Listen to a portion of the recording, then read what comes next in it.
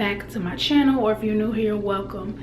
My name is Mashaya, and today I want to talk about grieving, because I do believe there's a right and wrong way to grieve. Of course, I am no one to tell you how to grieve, you know, the loss of a loved one, but I just want to share my personal experiences with you guys, because I know there is someone out there that can relate, someone that can learn from this, and possibly, you know, take something from what I'm about to say, so that they, you know, grieve in a better way. They heal a lot sooner than I did from, you know, deaths in my family.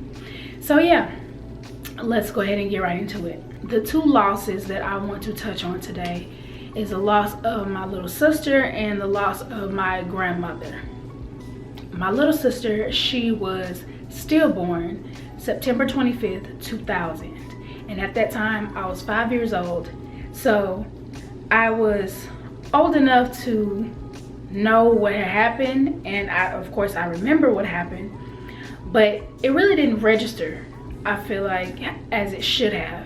Even though I was young, you know, you can, you know, give me that excuse. But I still feel like it just didn't hit how it should have for me. I do remember some details of that day. Of course, I remember being in the hospital. I remember, you know, my granny being there and one of my great aunts being there. I remember how my mom held her and kissed her, and, you know, I kissed her as well. And that's all I remember from that day. That's all I remember. My mom, she got a picture of her, you know, in the hospital while she was still in the hospital, in her arms. And she also took everything from that visit, that hospital visit, home with her. So her hospital gown, the birth certificate, or, you know, death certificate, just everything that was in the hospital room that day, my mother took and put it in a bin, and she still has that bin. And so at the time, like I said, I was 5 years old. I think for like 2 or 3 months following that event, I went to counseling every single day at school. I was, you know, taken out of class for about 45 minutes to an hour to write how I felt, to draw how I felt, you know, stick figures, you know, the sun, everything like that, just to put myself in better spirits. That's what I do remember. But the years following, you know, my sister was not celebrated. She was not talked about. And let me make this very clear. I'm not saying any of this to disparage my mother or make her look a certain way. I'm just sharing, again, my experiences, my feelings, and the events that took place. So as I got older, it never really bugged me. It never bothered me. I didn't worry about it. But I would say closer to high school and college, that's when it really started to kind of, it was unsettled, you know, it was making my spirit unsettled that she wasn't celebrated, she wasn't talked about. But I also, you know, was understanding of the fact that, you know, losing a sibling is different than losing a child. You know what I'm saying? It hits harder to lose a child. That's way different than losing a sibling. So I always felt like if I were to bring her up, of course it would bring, you know, that trauma back to my mom, depression. I don't know if she had suicidal thoughts. You know, I didn't know my mother's state of mind when it came to even speaking on her. So I felt like I would have been ignorant to even say anything, to do anything, to say, hey, let's do this, or hey, you know, I'm thinking about her, you know, I miss her. I never wanted to trigger my mom. I never wanted to, you know, make her cry or anything. And I've never seen her cry. That's another thing I want to say as well. Not saying that she never cried, but if she did, I never seen it. You know what I'm saying? It was always behind closed doors. And so I think that also added on to it, you know, because of the fact that I never seen her cry and really dealing with it. I didn't want to be the one to make her cry. You get what I'm saying? So that's why it was just always kind of a hush thing.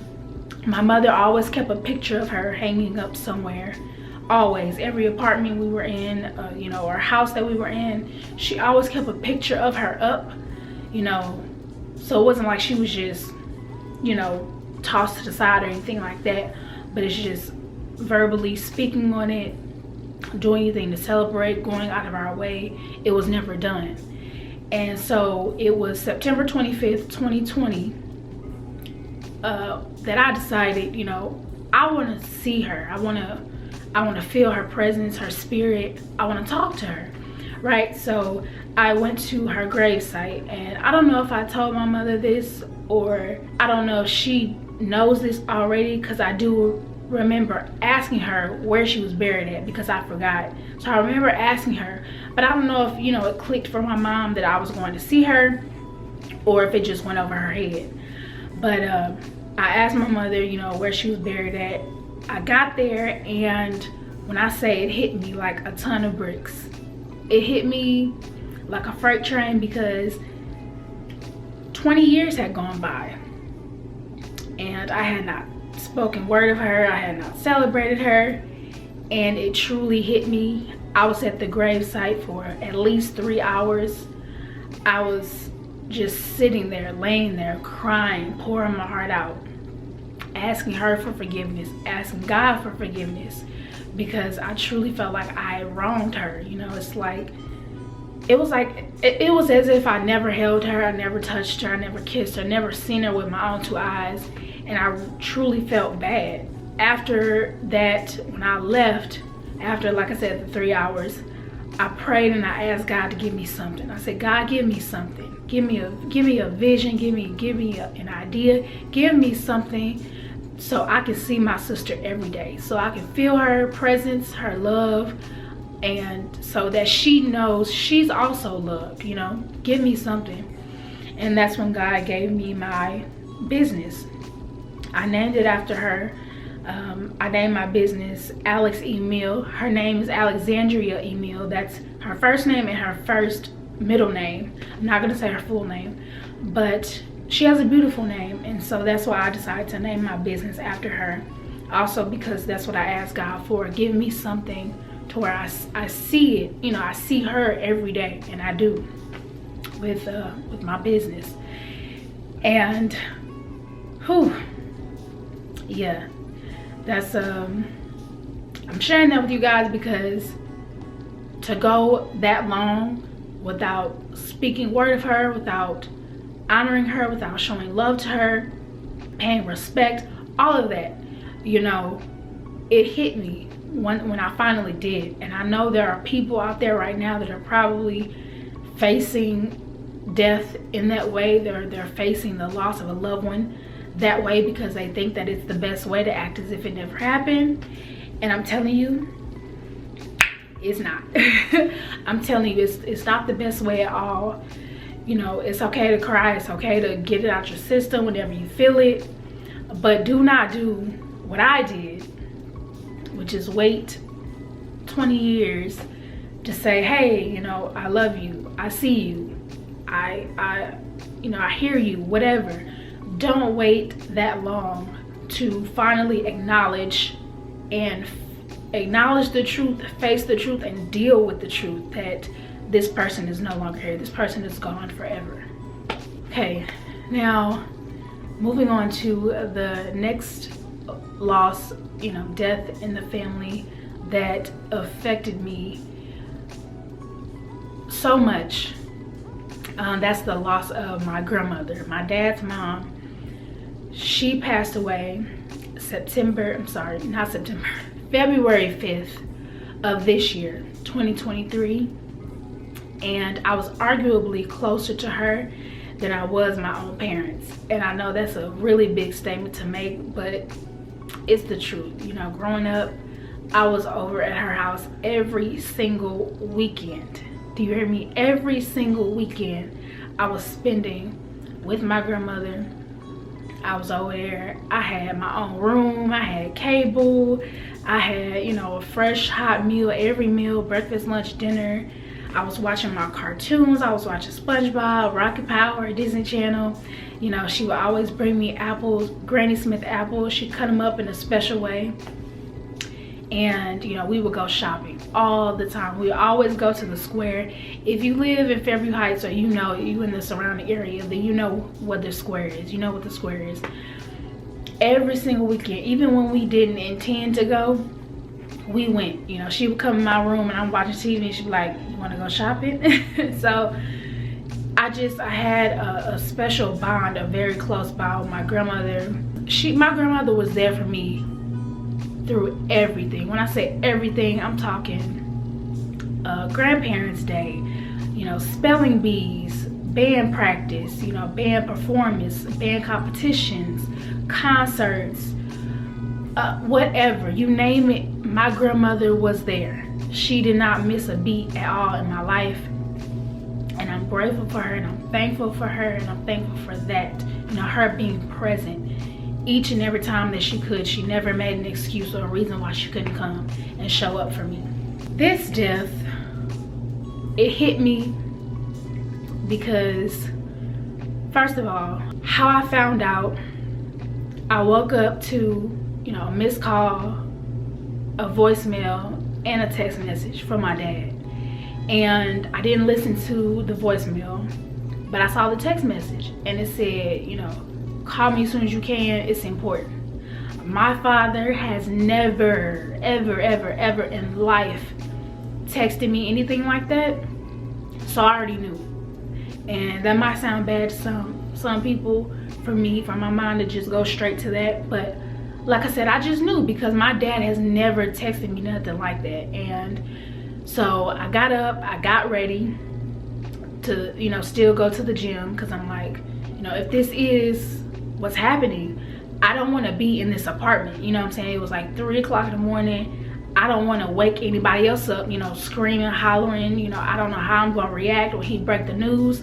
So I said, let me get out of my apartment.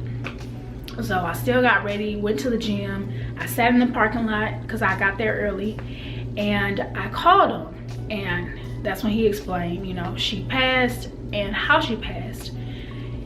And my body, I froze. Like, I didn't immediately break down and scream and holler like I thought I would, but I froze and I got numb. So I went about my day. I still had to go to work, and I went home. I had to, of course, fly back home for the funeral, and I processed it. I was like, okay, it's happening. This is real life right now. Like, my grandmother, my everything, like I said, person that I'm like closest to, she's gone. She's no longer here. And I also got this, I know it's a little messed up right now, so don't come for me, but I got this tattoo to honor her, because this was the verse that she lived by, Psalm 23. And that was closure for me.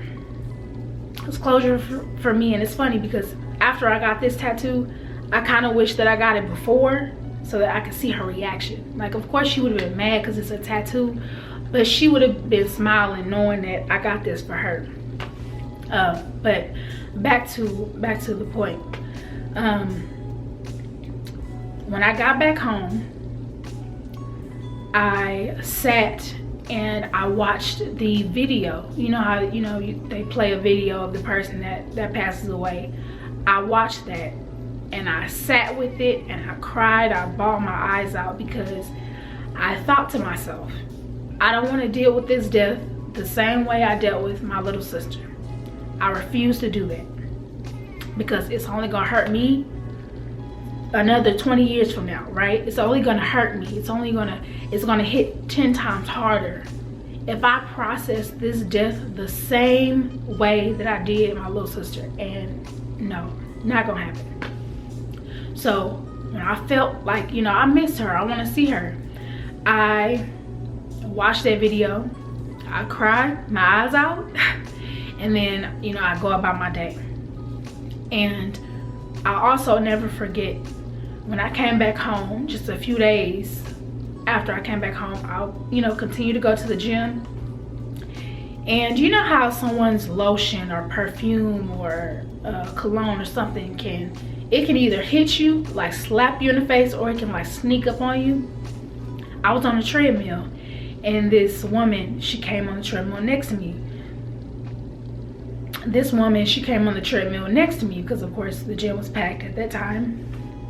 And her lotion slapped me. It slapped me so hard because she had on the same exact lotion that my grandmother used to use, which was Jergens. It's either cherry blossom or cherry almond, whichever one it is.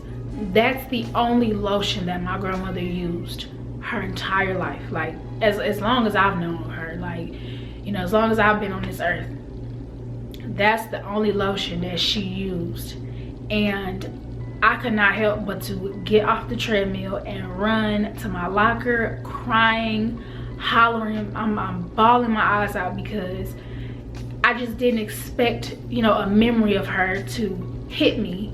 I ran off crying because I didn't expect a memory of her, you know, something that just hit me so soon, so suddenly and so soon. And then the same thing happened again. Somebody at work, you know, had her lotion on. And then I started seeing a lot of things that had, you know, Psalm 23. And every time I saw something, I got teary-eyed and I was gonna stop myself. Every time I felt myself getting emotional, I wanted to stop myself. But then I said, no, I'm not gonna stop myself because that's what I've been doing. I've been stopping myself. When I think about something, you know, I stop myself. But why am I doing that? I shouldn't do that. It shouldn't be a thing of, oh, I don't want to cry with this person. Oh, I don't want to be emotional about this person. Oh, I don't want to grieve this person. Why? Why don't you want to grieve someone that you love, that you care about, that you loved, that you cared about, that you have endless memories with, that was there for you, that protected you, that guided you, that, you know, everything. Why wouldn't you want to be emotional about that person? And so every time I caught myself stopping myself, I stopped myself from stopping myself. I know this sounds kind of wordy, but like, I had to just say, I'm not gonna do it. I'm not gonna do it. I'm not gonna do it. I'm not going to relive this same situation. I'm not gonna relive another death the same exact way. 20 years down the line, I'm going to my grandmother's tombstone and I'm bawling my eyes out because I've spent 20 years acting like she not here, instead of just dealing with it, facing it, acknowledging it, and being okay with it, and just, you know, going through my phone and looking at memories that I have with her, looking at videos, looking at pictures. You know, that's the right way of grieving. So, you know, I hope y'all, you know, take something from this. Like I said again, I am no one to tell you how to grieve, you know, loss of your loved one. But I truly hope and I pray that, you know, by listening to me and what I just said to you guys, you learn that, you know, it's okay to be emotional. It's okay to cry. It's okay to let it out, you know, rather than trying to hold it in and letting it build up. And then, you know, it's like a pot that boils over once you finally decide to, you know, to face the music. So I just wanted to get this off my heart, off my chest. Again, I know that it will help someone out there that is watching. And it's okay to just hurt. It's okay to hurt. It's okay to be in pain. It's okay to grieve. It's okay if you need to scream, holler, if you need to go to, I don't know, if you need to visit a friend, a family member, if you need to go to the beach, if you need to go to one of those rooms where you just destroy stuff, where you just demolish everything and get that anger out of you. You know, if you're angry rather than sad, whatever your emotion is, find a healthy way to grieve. That's the biggest thing. Find a healthy way to grieve. Holding it in is not healthy. Being in denial is not healthy at all. Stop being in denial. Stop holding it in. And also know that if you find yourself, oh, I can't go to this person, or I can't go to that person, I can't open up, I can't. If you find yourself saying that about anybody in your life, a family member, a friend, whatever, those are not your people, period. Those are not your people. If you can't just be around somebody and break down because, oh, you just saw something, you know, y'all was watching TV or something and something made you think about this person, you start crying and they look at you weird or ask you what's wrong with you, or, you know, they don't console you, they just kind of standoffish. That's not your person. Them not your people. And, you know, you need to find better. You need to surround yourself, you know, with better people, you know, and a better support system, you know, so you don't feel bad, or you don't feel weird, or you don't feel funny for just being yourself and processing your emotions. That is all I have to say for this video. Again, my name is Mashaya Monet. Please be sure to like, comment, and subscribe, and I will see y'all in the next video.